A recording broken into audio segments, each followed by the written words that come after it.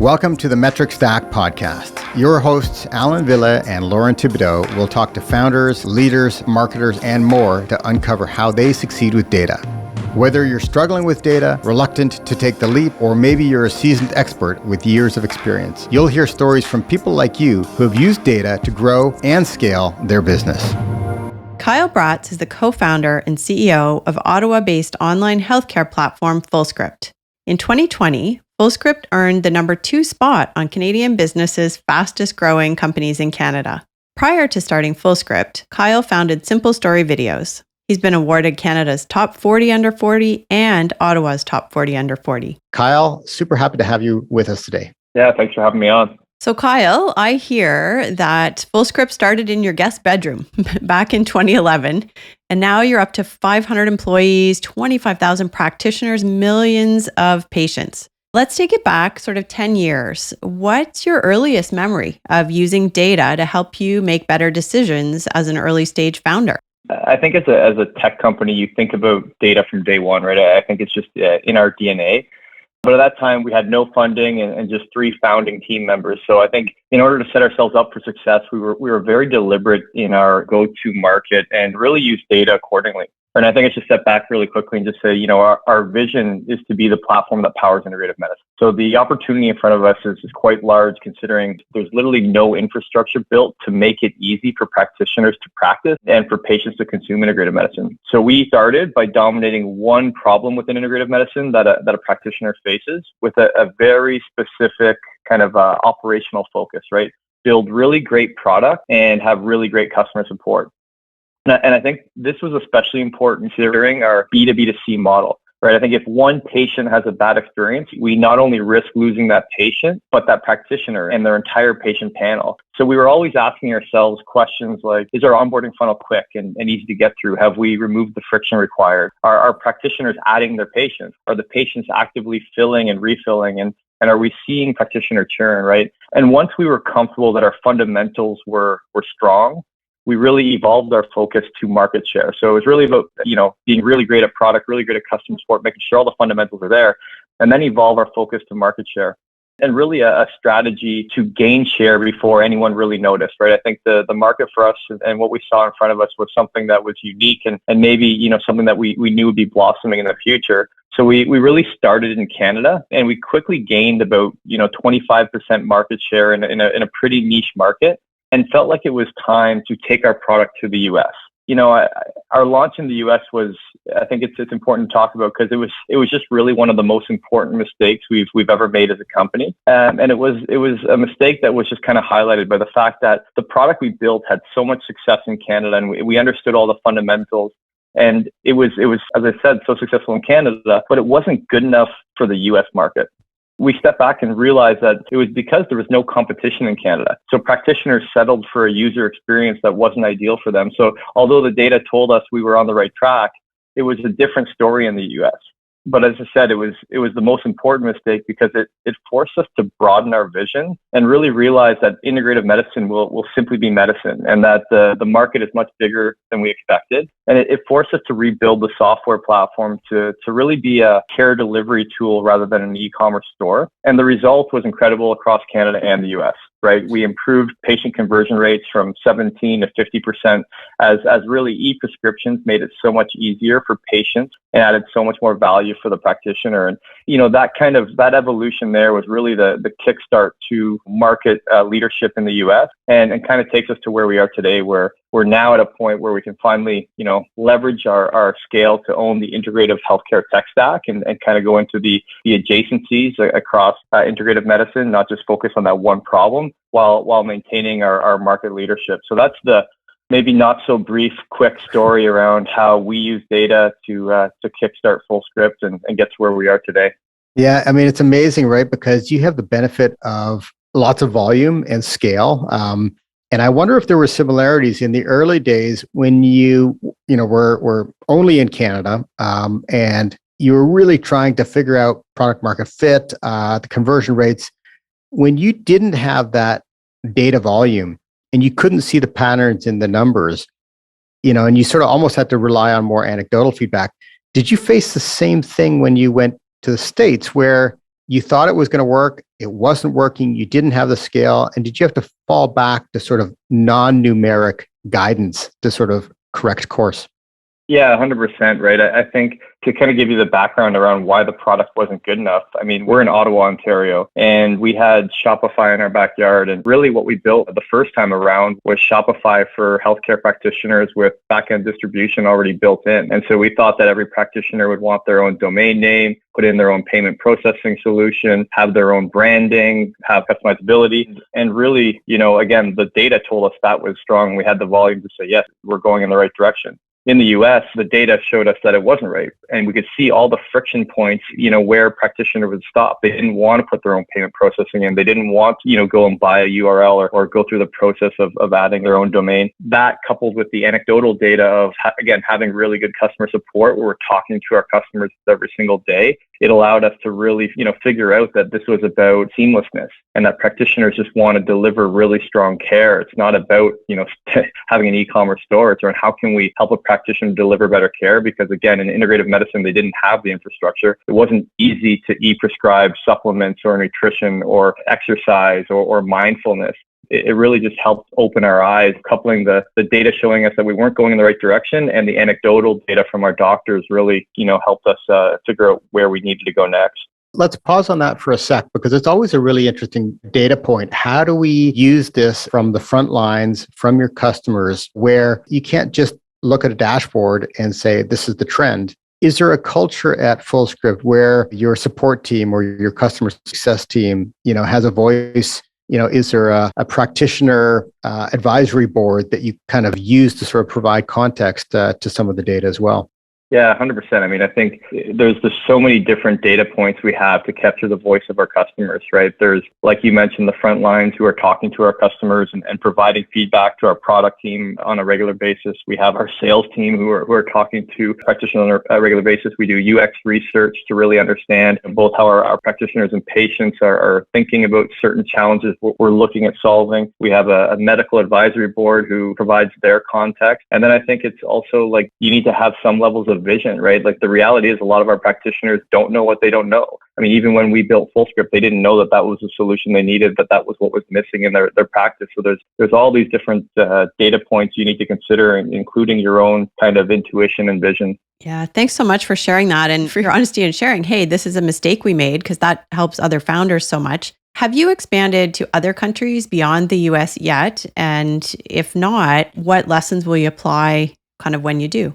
Yeah, no, we're strictly in North America. And quite frankly, I just think the U.S. healthcare system is such a beast and such an important place to focus on when it comes to solving medicine in general, right? I think you start to see right now 60% of practitioners are trying to transition their practice to be more focused on prevention and wellness, but it's extremely hard. I'd mentioned earlier that there's just no infrastructure built, and we're building all that infrastructure and focusing on powering integrative medicine. I just think there's so much opportunity left in the US that, the path to other markets just isn't even really on our radar right now. That being said, I mean, I think it would be very similar to our approach that, we leveraged with our launch in the US, which is, get it into market, get it into the hands of our users, see first, does it highlight and kind of fit what they require and what their needs are. And then if not, it's iterate based on feedback. Fantastic. So let's shift gears a little bit and bring COVID into the equation. Traditional medicine even went sort of virtual during the pandemic. We were on phone calls and Zooms with our, MDs. You've always been a virtual platform. So how did COVID impact your growth, and did it? We were definitely positioned really well for this evolution, right? We saw an influx of practitioners who needed to transition their practice, not only to virtual, but as I mentioned, to prevention. And then we saw a flurry of more aggressive usage from our current practitioners as they really transitioned from a hybrid model of practice to a fully virtual model. So we definitely started adding practitioners at a more rapid pace and invested based on the trends we were seeing. And we started penetrating a larger portion of the patient panel as practitioners started using Fullscript with more of their patients rather than, that hybrid model as I described. But I think the other interesting trend was that it just wasn't limited to practice evolution. We actually saw patients more committed to wellness and prevention. But I think the pandemic scared a lot of patients into taking health and wellness or taking immune health and wellness very seriously. So we saw a number of patients re-engage with their treatment plans, and our conversion rates on treatment plans actually increased fairly substantially. Correct me if I'm wrong, but it sounds like there is this three-sided marketplace. Does that mean that you need to monitor engagement, retention, sort of activation metrics for each of these different cohorts? Yeah, 100%. Actually, that's, when we started, that was one of the most complex problems, is like, where do you focus your attention, right? And we kind of bucketed it into, okay, we got to focus on how do we get these practitioners onboarded onto Fullscript, and then how do we actually get them using Fullscript with all of their patients? How do we actually penetrate that patient panel and getting them using some of the key features that drive success? And then how do we actually optimize the patient experience and optimize the patient funnel and really focus on adherence, making sure they're actually filling that protocol and refilling that protocol? And how do we actually, strengthen the feedback loop and kind of that continuous engagement cycle between the practitioner and the patient? Not only that, the other side of this is there's also, a number of suppliers and service providers that are, on Fullscript, where we're having to look at not only how much success are they seeing on the platform, but what are the trends in the industry that these suppliers can use to actually help with their R&D and help, create product and supplements and focus on ingredients that are truly moving the dial in integrative medicine. Yeah, that's certainly a complex data story woven together. Where would you say your biggest focus is now, and what insights from any one of those three strands have come across kind of your field of view that's maybe surprised you a little bit? One of the things that we've always done is kind of taken a very kind of sequenced approach to everything. So I think, early days, again, it was just get the fundamentals strong enough. And then it was all about user acquisition. And then I think it was really about how do we penetrate that practitioner panel? How do we get built into their workflow, right? I think one of the really interesting data insights that we had is we saw getting into the practitioner's workflow and being integrated into every EHR and making every EHR integrative by nature as a key strategy. But what we thought that would do is actually really help us acquire more practitioners. It was really a customer acquisition play. But end of the day, it definitely helped with customer acquisition, but the big benefit was, how it evolved the way the practitioners use Fullscript. Now, we ended up seeing about a 33% increase in practitioner usage rates on Fullscript when they activated an EHR integration. So, the whole fundamental hypothesis was changed when we actually saw the results. So, that was a really interesting insight. And then we really moved to the patient side. And I think that's where we're focused today, right? Is we have strong fundamentals. We have really strong, net revenue retention rates and cohort data that just says the practitioner side of our ecosystem is really strong, and the patient side is good, but there's just so much low-hanging fruit for us to now focus on there. Let's talk about the investor side of the business. I think there was actually just a Globe and Mail results that came out again. And again, Fullscript was one of the top fastest growing companies in Canada. It wasn't just this year, but I think it's, been a few years in a row now. Let's talk about the Series B funding. You did 25 million in 2019. What were sort of the metric stories and why were they important? And certainly you had the growth metric, which is, the all important metric. But what else did the investors want to know about?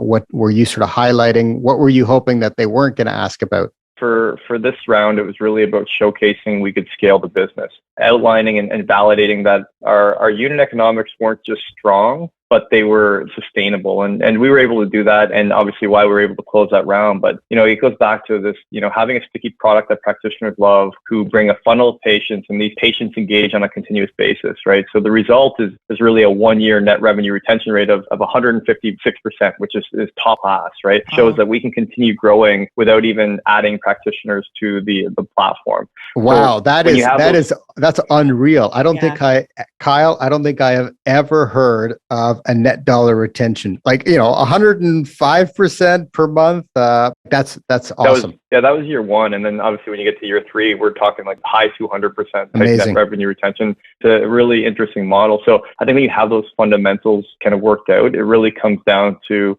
how fast can you add practitioners to the platform and at what cost? So for us, we had this LTV to CAC ratio in and around 9 times and a payback period in around 5 months. And then take into the account that we have this extremely strong team of product, engineering, data, marketing, and sales folk who are all dedicated to improving LTV on the platform. And then couple all this with kind of an extreme amount of white space in our market. And I think it was clear that we were kind of in this place that we were ready to accelerate with the right investment partner. And that's who we found in Kane. Yeah, that's amazing, right? I mean, I can see the problem, right? And the problem is a good one. If you have an LTV to CAC ratio of 9-to-1, it's like, okay, step on the gas. You guys were probably like, how do we step on the gas faster, right? We can't, we can't even figure out how to scale faster. So exactly. And you mentioned like, the things that we didn't want them to see. And that was kind of the wild part of all this is like, we had such an immature sales process, right? I think I was running the sales team. So it was basically all my fault, but no pipeline, our CRM was not set up properly. So anytime they wanted to ask any kind of like core sales questions around how our sales team was doing and what our pipeline looked like, it was actually extremely embarrassing. But at the same time, likely just kind of Kane and Leon, our investor, probably just saw that as an opportunity, which obviously it was. Yeah, you're not the only one. The other big shop in town here, no pun intended, I think they also had lackluster processes, but they were scaling like crazy, right? Exactly. Like you said, it's a good problem to have. And when you can, get funding like that in, surround yourself with a team who has, more of that expertise, the sky's the limit. 100%. What a good lead in to your mission, which you've talked about a little bit, and the lasting impact that you're driving. Given the size you're at now, there's been a lot of change. I guess you've seen rapid growth and scale. Has your North Star changed, and how important is sort of your North Star metric in terms of being embedded in your culture, and how important is that to your growth going forward? I think it's really everything to us, right? Our mission, helping people get better, is why we do what we do. And many people talk about an unfair advantage. And I actually truly think having a purpose and building a team of people who want to do good is critical and adds an element of that advantage in the market. And like you said, the North Star metric, we rally around our North Star every single week. And that North Star for us is just how many patients are we helping get better? How many patients are following their treatment plan with Fullscript? And I often talk about the fact that our company accomplishes more in 1 week than most companies accomplish in a quarter. So, for us, it's important to shout from the rooftops about what we're doing and how it impacts our North Star. Two really important things we do at Fullscript to really celebrate these accomplishments. Friday town hall every week, where we hear about all the amazing ways our team is impacting our North Star metric. And then an email that I send out to everyone that really showcases the week over week growth of our North Star metric and highlights individuals and team accomplishments that are going to impact it in the future. And I think that's one of the most important things you can do to really keep your team on task. It's connecting everyone's work to the end goal and an end result. It's just critical in keeping everyone aligned and motivated, especially in a purpose-driven business.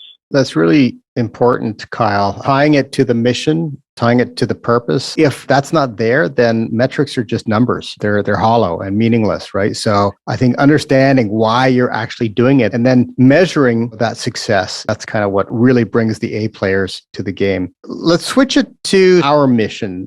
Forever and ever, we have been passionate about helping people succeed with data. When I mentioned that phrase, succeed with data, what comes to mind? What does it mean to you? And I love it, right? And I think it probably means something different for everyone. And for me, it just means using data appropriately. I think one of the things that I've seen time and time again is just so many people using data to try and drive a narrative with faulty logic or vanity metrics rather than using it to validate what's right. So I just think data literacy and understanding how to use data is critical, because if you're going to have success with data, you need to know how to interpret it and use it for good, not as a crutch or to try and drive a specific motive that just may not be in our best interest. So, success with data, for me, it just means using logic, some intuition, which, obviously is art more than science, and then just strong fundamentals, forward progress. We have, our VP of data, often data dictionary and data literacy and how critical it is so that we do drive the right narrative rather than, the wrong one. Let's kind of build on that a little bit and ask if you could share a word of advice to other founders that would help them succeed with data. What word would you leave them with? I would say for founders just starting out, don't overburden yourself with every single data point. Often you get started and you try to think of every single data point that you can track and think of, and it's going to help drive every single decision you make. I think it's really about focusing on the data points that are going to give you the social proof to get to the next inflection point, right? Be ultra focused on one or two key goals that validate your ability to get one step closer to your vision. And then I think for founders that are scaling, it's just define your strategy to win the market and your strategy to scale, and just make sure your KPIs connect back to that strategy. And again, stay ultra focused. And I just think that's one of the most important lessons for founders. Regardless of talking about data, is focus. Don't get distracted. Keep things simple and focus on the next and most important milestone, and you'll be just fine. Kyle, words of wisdom. Everybody, Kyle Braatz, co-founder and CEO of Fullscript, on using data for good, staying focused, and obviously scaling an amazing platform. Kyle, thanks so much for joining us. Thank you. It was a great conversation. If you enjoyed today's conversation about metrics and data, be sure to check out Metric HQ, our online resource for the metrics that matter most to you and your business.